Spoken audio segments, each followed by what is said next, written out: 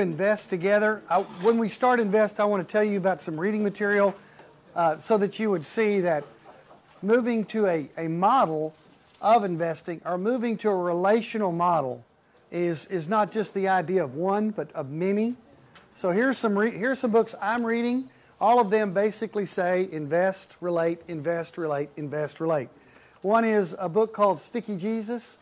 It's an interesting title, isn't it? How to Share Your Faith Online. It's an interesting book, but it's going to say a lot about relationships and conversations, investing. Another one is Generation IY by Tim Elmore. It's to understand the millennials. He calls them Generation IY, but Tom Rainer calls them, and Jess Rainer calls them the millennials. I believe the word millennial is the one that's probably going to stick, but you'd probably be the expert, brother. You probably know more than I do, but millennials is what most people call them. Millennials are born between 1980 and 2000. There are many characteristics about them, but according to Rainer and Rainer, who did a survey, this is survey driven, they're highly relational, they're highly irreligious, but they're in that, what I mean by irreligious is they don't have a strong religious background, but they're spiritual. If that confuses you, it just means they are spiritual in nature. They believe in divine beings, but they don't believe like you do. 6% of millennials, 78 million of them are millennials. If you're a boomer, there's 74 million of us. I'm a boomer, but there's 78 million millennials. They're relational. They believe that you need to invest in them. You'll have to invest in them before you can share Christ with them. Conversational Evangelism by Norman Geisler. If you went to seminary about the time I did, you know who Norman Geisler is, apologetics professor at DTS. He and his son are writing a book called Conversational Evangelism, which is along the lines of investing.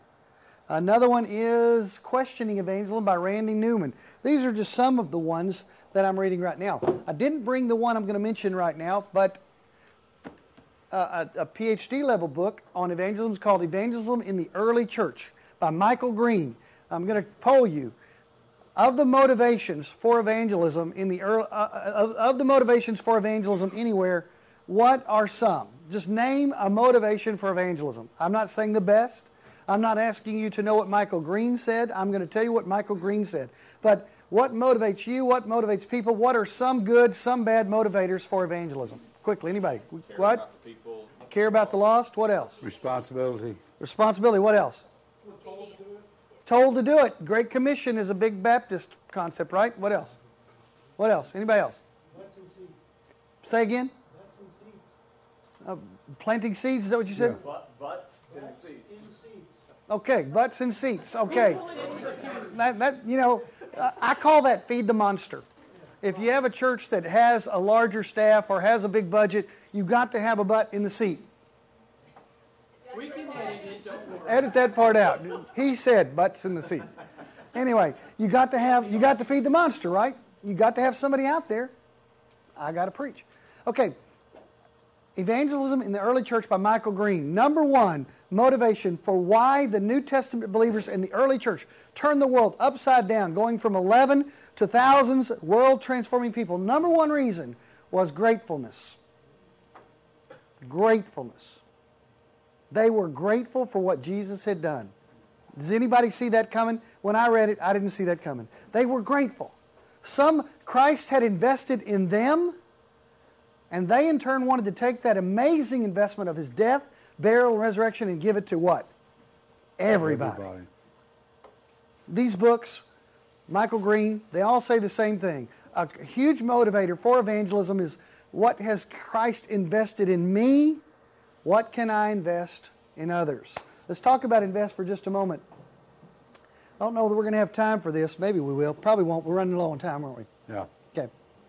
Now, real quickly, one of my favorite verses that is not in the booklet, but I'll cover with you in just a moment, is what I call a boomerang or an unexpected or a double take passage. This double take passage is Luke 16. I want to summarize for you real quickly. Stay with me. A master came and told his dishonest manager, "You can no longer work here. You're fired." A Donald Trump kind of guy came and said to to his steward, his manager, "You're fired. You can't work here any longer." And the text indicates probably because he'd checked the books and the manager had a manager slush fund. And that slush fund was being hit a little too much. So he said, "You're fired. You can't work anymore." And the guy says, "You know what?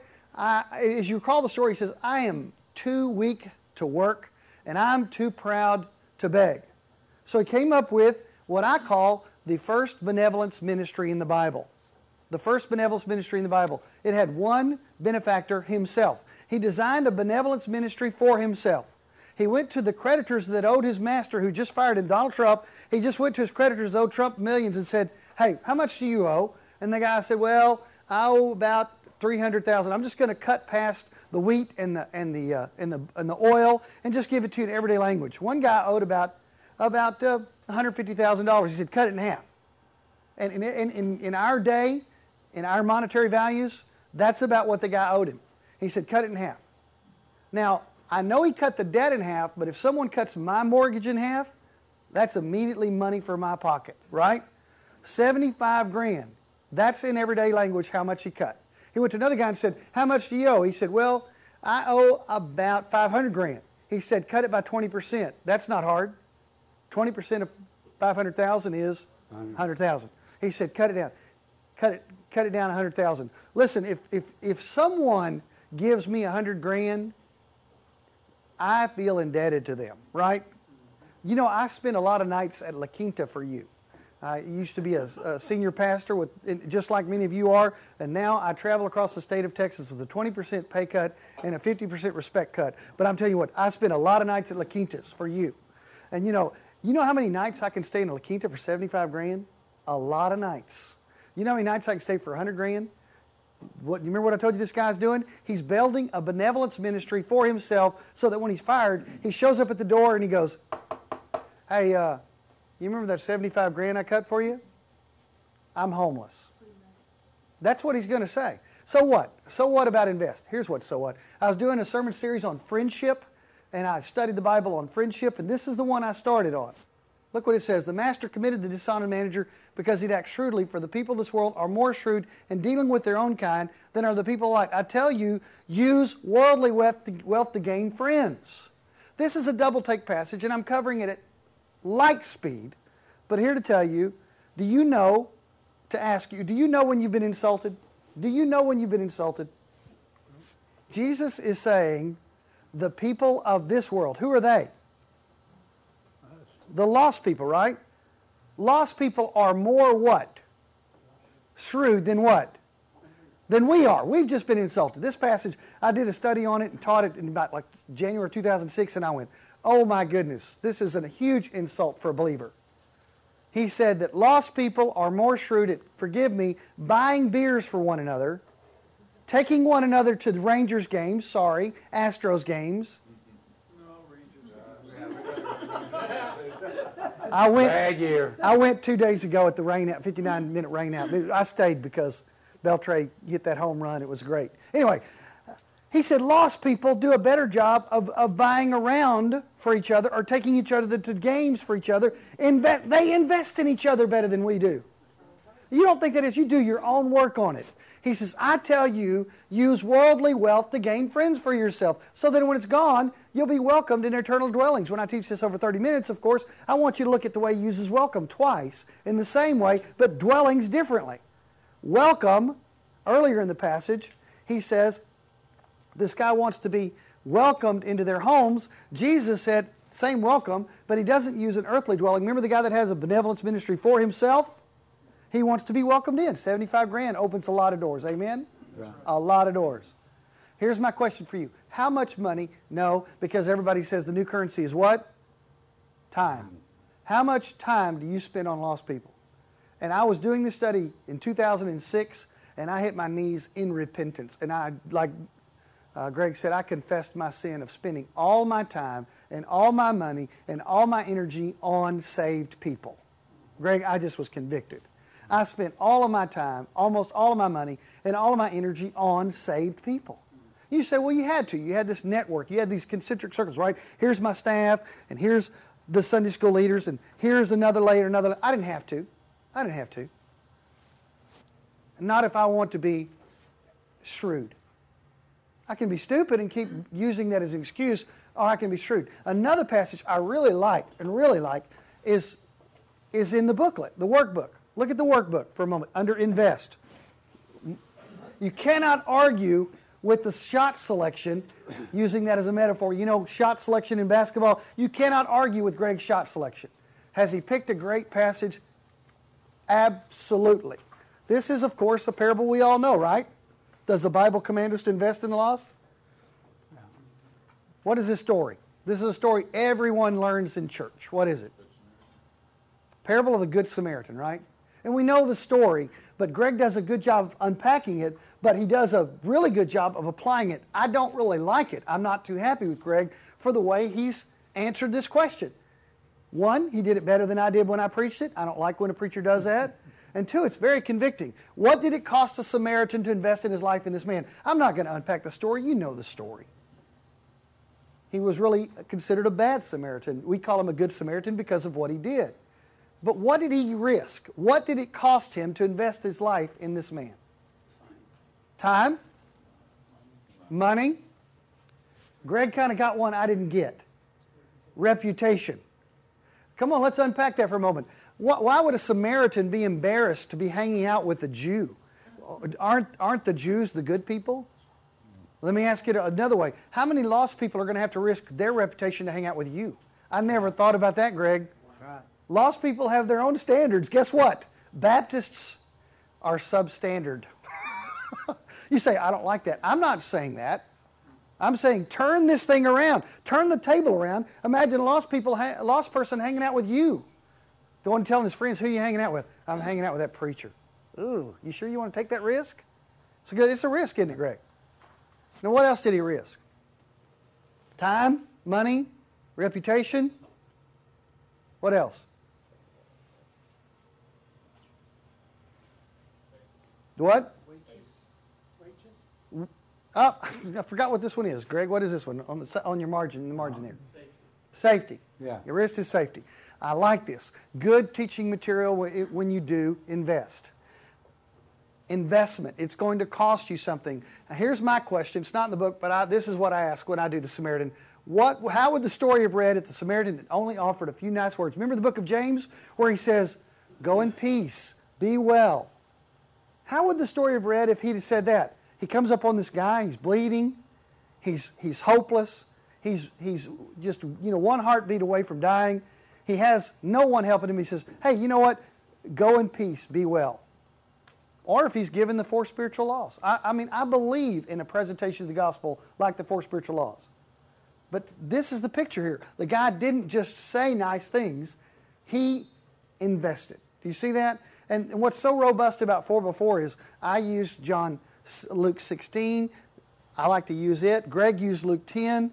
There are so many ways I believe the Bible teaches that we invest. How do we invest? Look at page 29 through 35. 29 through 35, please. We're going to get Greg up here a little bit to unpack some of this. Talk with the unchurched people.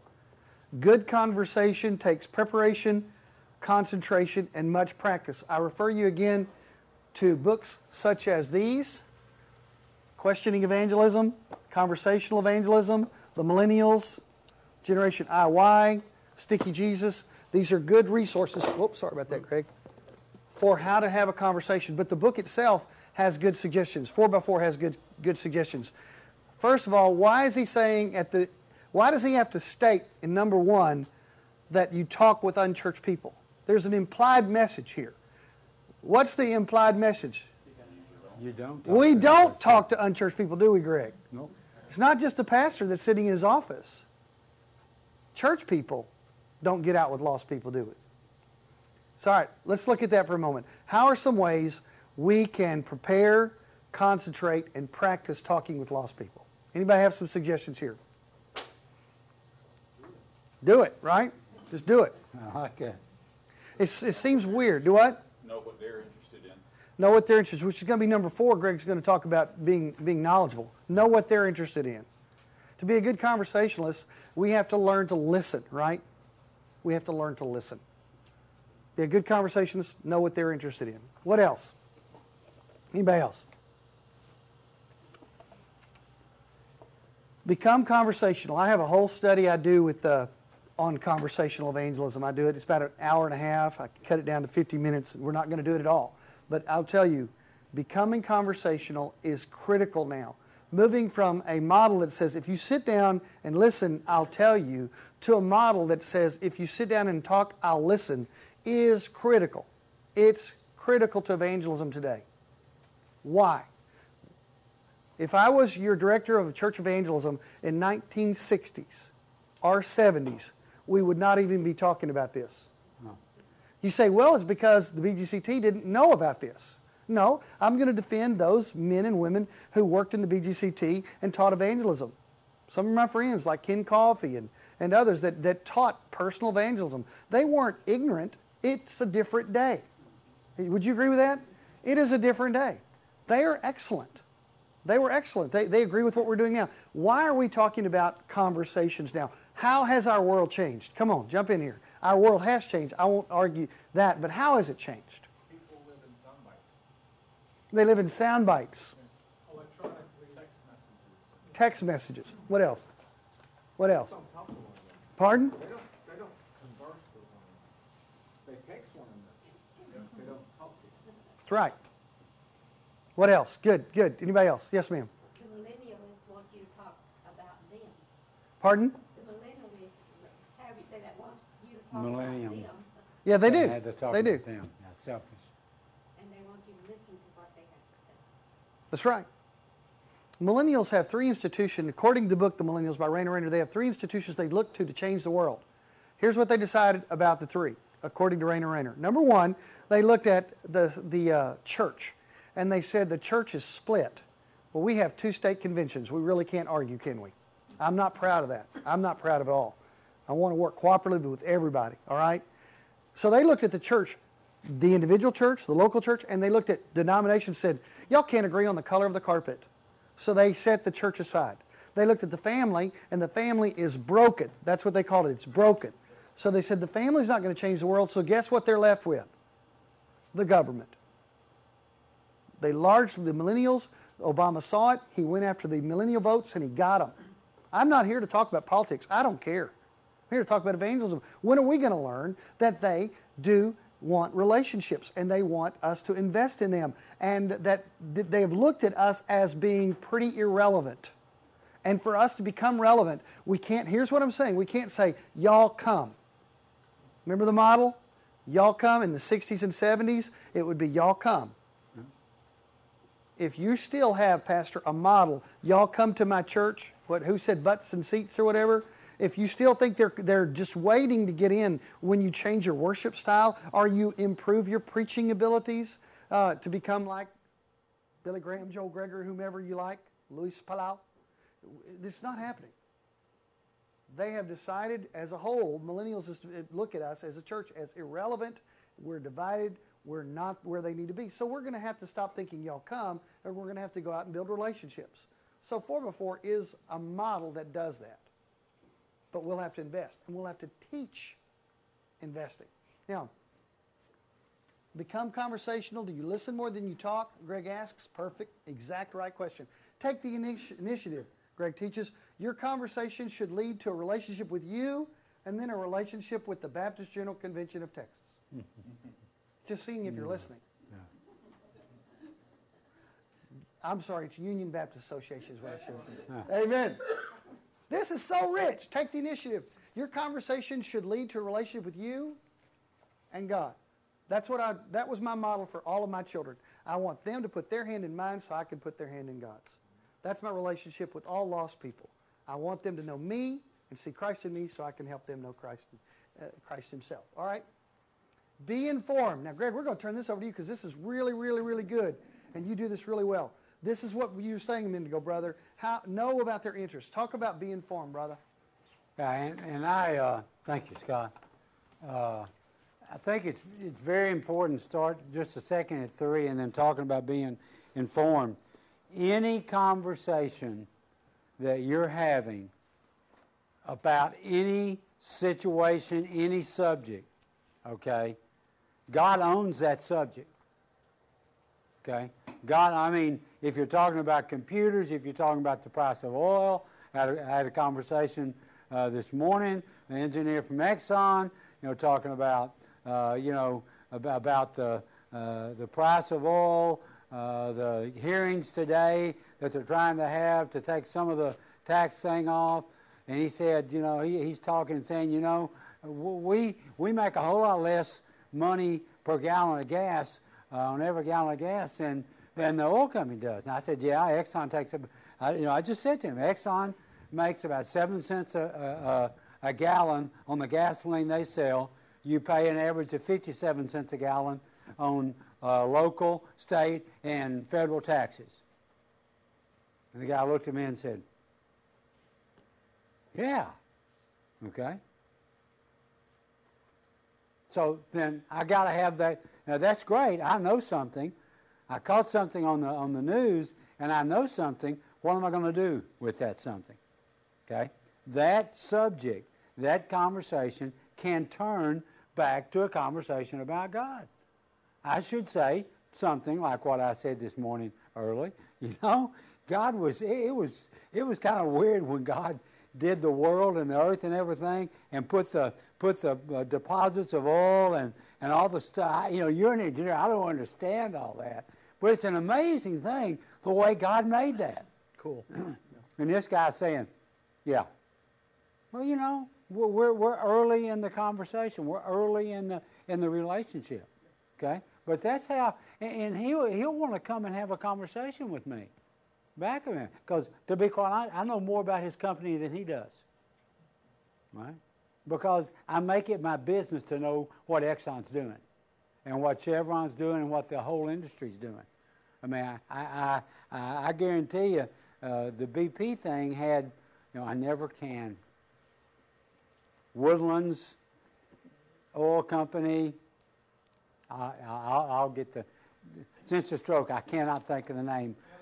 Anadarko, thank you. I've got one very, very high-level guy, reports to the CEO, and our church been there for almost the whole time, okay? I've got to know what's going on. I mean, he called me with the BP thing and then all that stuff, within 12 hours of all that stuff happening, I was talking to him because he knew he was involved in that. He knew their company was involved in that. So, you've got to be informed about that area. When I was in Childress, I was trying to check and see what the cattle prices are. I talked to everybody there. I knew when the combines were coming, okay? And if you've been in West Texas, I mean, if you've not seen the wheat coming in, every farmer doesn't have his combine, okay? The wheat's all done, and all of a sudden, here down the road comes the combines. They're just sweep. They're like Lotus. They just sweep the country. They come in and do that. I knew when that stuff was coming on. That you just got to understand that, but not just because so that you can know something. Now you know this so that you can take the conversation and put it into a spiritual connotation with that person, and I think that's very, very important. I think taking the initiative, Scott, is very, very important. I think listening, we as Christians should not just be talking to hear our voice. We ought to be talking, okay, to basically shed light on our faith and to shed light on God and what God can do in a person's life. While you're getting your thoughts, let's see the big picture. We're going to do Greg and I are going to do a big picture thing so that we don't get so deep into the workbook that we forget. Number one, how many are we going to identify? 4. In what realm? How far out? What's the limit? It's the geographical what? Influence of what? Okay, now you have on your card 4 people, maybe 1, maybe 2, up to 4 people on your card, or 4 families, right? On your card. You've identified them, right? What are we going to do with them now? We're going to pray for them, right? Intercede. How often? 4 times a week. And what is the memorized 4x4 prayer? There is none, right? There's a pattern, but we're just breathing a prayer as we're driving. That's right. As we're playing sports. The person comes to your mind, you're praying, right? So you're doing that 4 times a week, right? Now, I think we may have missed the simplicity of invest. What are we going to do with our 4x4s here? We're not talking about just investing in humanity, are we, Greg? No. We're talking about investing in our 4x4s. Yeah. Unpack that for us. Tell us about how people in your church invest in the law. Yeah, let me do it kind of like I do it in the 45-minute seminar. It'll be very quick, and this is the really thing. You need to find just a way to invest your life in those people. Take them to dinner. Take them to a ball game. Take them basically take dinner to them. Have them over at your place for dinner. Take care of their kids. You know, while they can go someplace, they can have a date night, depending upon their ages of those. You know, just find a way 4 times a year to invest time into that person. Okay, speak that time into them. It doesn't happen to be really there. I mean, for me, I remember early on in the life of the Army, the gentleman I told for you earlier, I'd been someplace very, very busy, and I'd stopped at the town center Starbucks to get another cup of coffee, and it was time for executive staff. I didn't have time. I said to myself, don't look right, left, don't say hello to anybody, go get your coffee and get the heck out of there.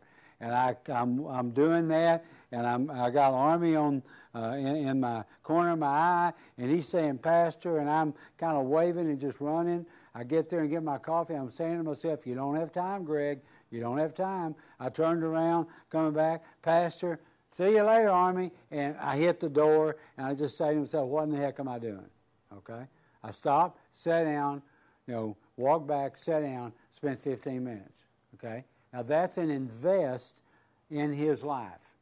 Okay? So I can't tell you every one of those invests can be, but I can tell you you'll understand them in your life because it's a deal for those lives it's a deal, a big deal in their lives, and they're going to remember it. Now, why is that important? Okay? I'm a big Sunday school guy. I'm a flake formula guy. Most of you have never even heard that name. Okay? I mean, you know, I am 1, 2, 3, 4, 5, you know, Sunday school guy. I believe Sunday school is the greatest thing in the world. I've told our Sunday school teachers and leaders for years that you guys need to be the person who, when tragedy happens at 2 a.m. in the morning, you're the person that's called by your people in your Sunday school class. And I believe that's the case, and that's happened in my life. I understand that. That's what your 4x4s are. They don't have a Sunday school class for the most part. You make such a relationship or create such a relationship by investing your life in them, something will happen. Tragedy will happen. A problem comes up. You're going to be the person that they ask. And then you get the opportunity to share with them. Okay? So that's that commitment. It can start just by a barbecue. For our folks, we had them all over the house all together for dinner. Okay? It's kind of weird thing. None of them knew they were my 4x4s. Just my friends I made. Okay? They just come and have a good time.